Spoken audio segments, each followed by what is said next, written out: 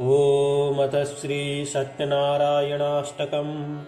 आदिदेवं जगत्कारणं श्रीधरं लोकनाथं विभुं व्यापकं शङ्करं सर्वभक्तिष्टदं मुक्तिदं माधवं सत्यनारायणं विष्णुमीशं भजे। सर्वदा लोककल्याणपरायणं देवगोविप्ररक्षार्थसद्विग्रहं दीनहीनात्मभक्ताश्रयं सुन्दरं सत्यनारायणं विष्णुमीशं भजे। दक्षिणे यस्य गङ्गा सुभाशोभते राजते सा रमा यस्य वामे सदा यः प्रसन्नाननो भाति भव्यश्च तं सत्यनारायणं विष्णुमीशं भजे। सङ्कटे सङ्गरेयं जनः सर्वदा स्वात्मविनाशनाय स्मरेत् पीडितः पूर्णकृत्यो भवेत् यत्प्रसादाच्च तं सत्यनारायणं विष्णुमीशं भजे। वाञ्छितं दुर्लभं यो ददाति प्रभो साधवे स्वात्मभक्त्याय भक्तिप्रियः सर्वभूताश्रयं तं हि विश्वम्भरं सत्यनारायणं विष्णुमीशं भजे। ब्राह्मणः साधुवैश्यश्च तुङ्गध्वजो ये भवन् विश्रुतायश्च भक्त्यामरा लीलयाश्च विश्वाततं तं विभुं सत्यनारायणं विष्णुमीशं भजे। येन चाब्रह्मबाला तृणं धार्यते सृज्यते पाल्यते सर्वमेतज्जगत् भक्तभावप्रियं श्रीदयासागरं सत्यनारायणं विष्णुमीशं भजे। सर्वकामप्रदं सर्वदा सत्प्रियं वन्दितं देववृन्दैर्मुनिरार्चितं पुत्रपौत्रादि सर्वेष्टदं शाश्वतं सत्यनारायणं विष्णुमीशं भजे। अष्टकं सत्यदेवस्य भक्त्या नरः भावयुक्तो मुदा यत्त्रितन्यं पठेत् तस्य नश्यन्ति पापानि तेनाग्निना इन्धनानि वशुष्काणि सर्वाणि वै। आदिदेवं जगत्कारणं श्रीधरं लोकनाथं विभुं व्यापकं शङ्करं सर्वभक्तिष्टदं मुक्तिदं माधवं सत्यनारायणं विष्णुमीशं भजे। सर्वदा लोककल्याणपरायणं देवगोविप्ररक्षार्थसद्विग्रहं दीनहीनात्मभक्ताश्रयं सुन्दरं सत्यनारायणं विष्णुमीशं भजे। दक्षिणे यस्य गङ्गा सुभाशोभते राजते सा रमा यस्य वामे सदा यः प्रसन्नाननो भाति भव्यश्च तं सत्यनारायणं विष्णुमीशं भजे। सङ्कटे सङ्गरेयं जनः सर्वदा स्वात्मविनाशनाय स्मरेत् पीडितः पूर्णकृत्यो भवेत् यत्प्रसादाच्च तं सत्यनारायणं विष्णुमीशं भजे। वाञ्छितं दुर्लभं यो ददाति प्रभो साधवे स्वात्मभक्त्याय भक्तिप्रियः सर्वभूताश्रयं तं हि विश्वम्भरं सत्यनारायणं विष्णुमीशं भजे। ब्राह्मणः साधुवैश्यश्च तुङ्गध्वजो ये भवन् विश्रुतायश्च भक्त्यामरा लीलयाश्च विश्वाततं तं विभुं सत्यनारायणं विष्णुमीशं भजे। येन चाब्रह्मबाला तृणं धार्यते सृज्यते पाल्यते सर्वमेतज्जगत् भक्तभावप्रियं श्रीदयासागरं सत्यनारायणं विष्णुमीशं भजे। सर्वकामप्रदं सर्वदा सत्प्रियं वन्दितं देववृन्दैर्मुनिरार्चितं पुत्रपौत्रादि सर्वेष्टदं शाश्वतं सत्यनारायणं विष्णुमीशं भजे। अष्टकं सत्यदेवस्य भक्त्या नरः भावयुक्तो मुदा यत्त्रितन्यं पठेत् तस्य नश्यन्ति पापानि तेनाग्निना इन्धनानि वशुष्काणि सर्वाणि वै।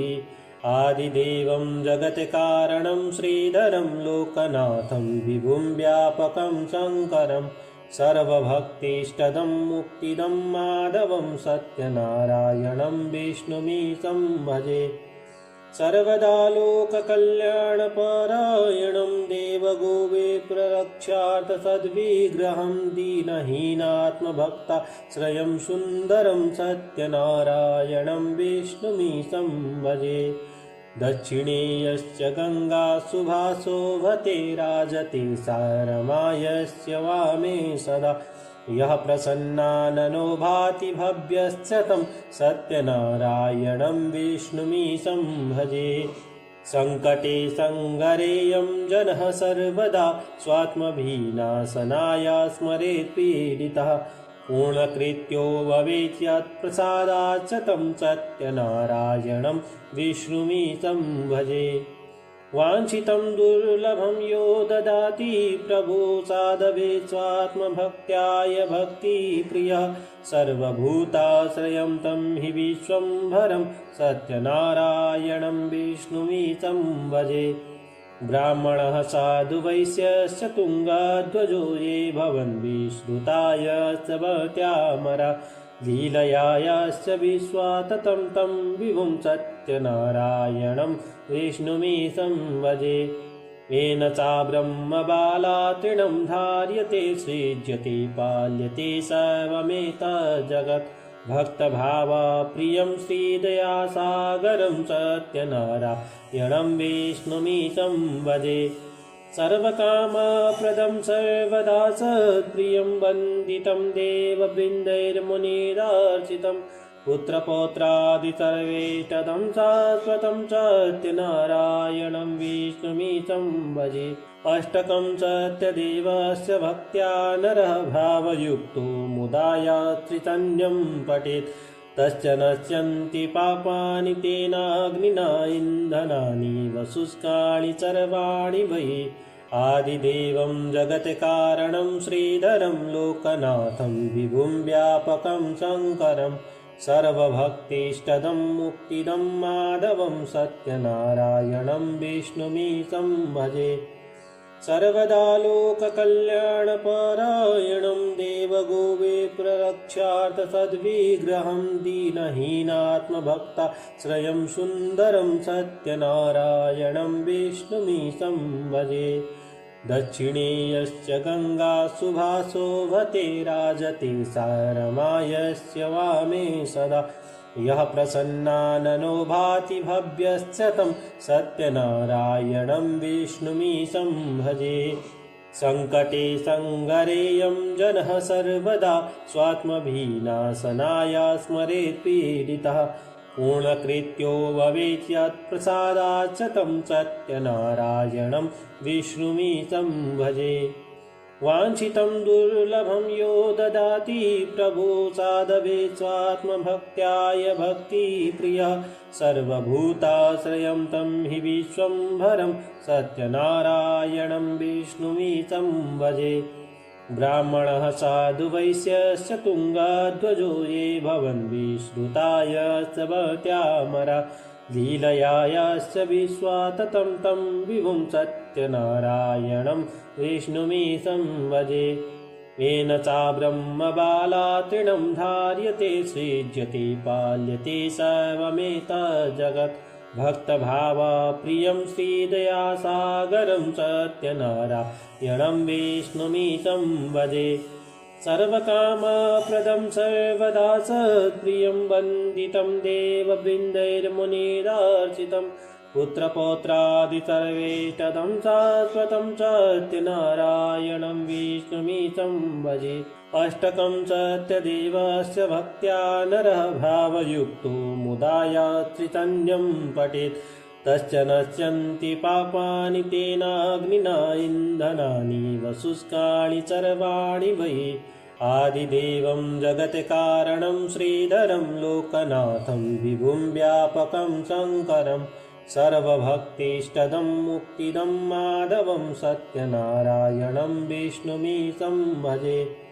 सर्वदा लोककल्याणपरायणं देवगोविप्ररक्षार्थसद्विग्रहं दीनहीनात्मभक्ताश्रयं सुन्दरं सत्यनारायणं विष्णुमीशं भजे।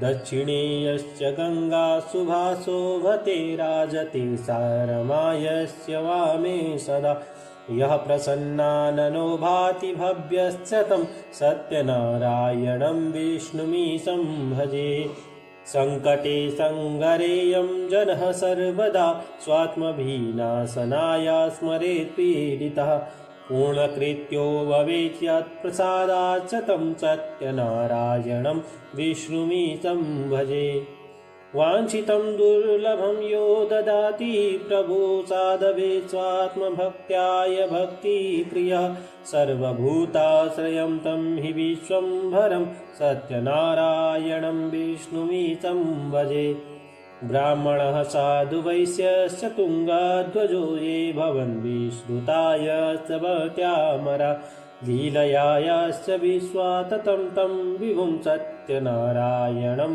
विष्णुमीशं भजे येन चा ब्रह्मबाला तृणं धार्यते सृज्यते पाल्यते सर्वमेतज्जगत् भक्तभावप्रियं श्रीदयासागरं सत्यनारायणं विष्णुमीशं भजे सर्वकामप्रदं सर्वदा सत्प्रियं वन्दितं देववृन्दैर्मुनिरार्चितं पुत्रपौत्रादिसर्वेष्टदं शाश्वतं सत्यनारायणं विष्णुमीशं भजे अष्टकं सत्यदेवस्य भक्त्या नरः भावयुक्तो मुदा यत्त्रितन्यं पठेत् तश्च नश्यन्ति पापानि तेनाग्निना इन्धनानि वशुष्काणि सर्वाणि वै आदिदेवं जगत्कारणं श्रीधरं लोकनाथं विभुं व्यापकं शङ्करं सर्वभक्तिष्टदं मुक्तिदं माधवं सत्यनारायणं विष्णुमीशं भजे सर्वदा लोककल्याणपरायणं देवगोविप्ररक्षार्थसद्विग्रहं दीनहीनात्मभक्ताश्रयं सुन्दरं सत्यनारायणं विष्णुमीशं भजे दक्षिणे यश्च गङ्गा सुभासोभते राजते सा रमा यस्य वामे सदा यः प्रसन्नाननो भाति भव्यश्च तं सत्यनारायणं विष्णुमीशं भजे सङ्कटे सङ्गरेयं जनः सर्वदा स्वात्मविनाशनाय स्मरेत् पीडितः पूर्णकृत्यो भवेत् यत्प्रसादाच्च तं सत्यनारायणं विष्णुमीशं भजे वाञ्छितं दुर्लभं यो ददाति प्रभु साधवे स्वात्मभक्त्याय भक्तिप्रियः सर्वभूताश्रयं तं हि विश्वम्भरं सत्यनारायणं विष्णुमीशं भजे ब्राह्मणः साधु वैश्यश्च तुङ्गध्वजो ये भवन् विश्रुतायश्च भक्त्यामरा लीलयाश्च विश्वाततं तं विभुं सत्यनारायणं विष्णुमीशं भजे येन चा ब्रह्मबाला तृणं धार्यते सृज्यते पाल्यते सर्वमेतज्जगत् भक्तभावप्रियं श्रीदयासागरं सत्यनारायणं विष्णुमीशं भजे सर्वकामप्रदं सर्वदा सत्प्रियं वन्दितं देववृन्दैर्मुनिरार्चितं पुत्रपौत्रादिसर्वेष्टदं शाश्वतं सत्यनारायणं विष्णुमीशं भजे अष्टकं सत्यदेवस्य भक्त्या नरः भावयुक्तो मुदा यत्त्रितन्यं पठेत् तश्च नश्यन्ति पापानि तेनाग्निना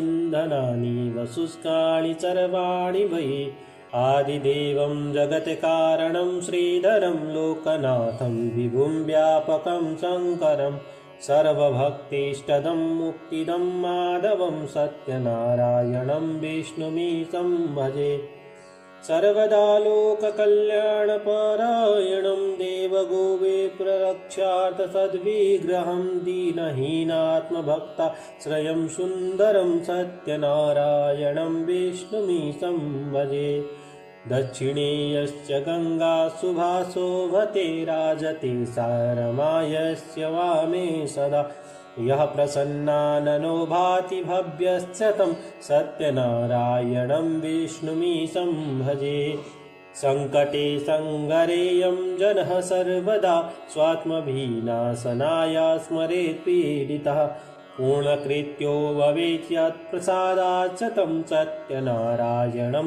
विष्णुमीशं भजे वाञ्छितं दुर्लभं यो ददाति प्रभो साधवे स्वात्मभक्त्याय भक्तिप्रियः सर्वभूताश्रयं तं हि विश्वम्भरं सत्यनारायणं विष्णुमीशं भजे ब्राह्मणः साधु वैश्यश्च तुङ्गध्वजो ये भवन् विश्रुतायश्च भक्त्यामरा लीलयाश्च विश्वाततं तं विभुं सत्यनारायणं विष्णुमीशं भजे येन चा ब्रह्मबाला तृणं धार्यते सृज्यते पाल्यते सर्वमेतज्जगत् भक्तभावप्रियं श्रीदयासागरं सत्यनारायणं विष्णुमीशं भजे सर्वकामप्रदं सर्वदा सत्प्रियं वन्दितं देववृन्दैर्मुनिरार्चितं पुत्रपौत्रादिसर्वेष्टदं शाश्वतं सत्यनारायणं विष्णुमीशं भजे अष्टकं सत्यदेवस्य भक्त्या नरः भावयुक्तो मुदा यत्त्रितन्यं पठेत् तश्च नश्यन्ति पापानि तेनाग्निना इन्धनानि वशुष्काणि सर्वाणि वै ॐ इति श्री सत्यनारायणाष्टकं सम्पूर्णम्।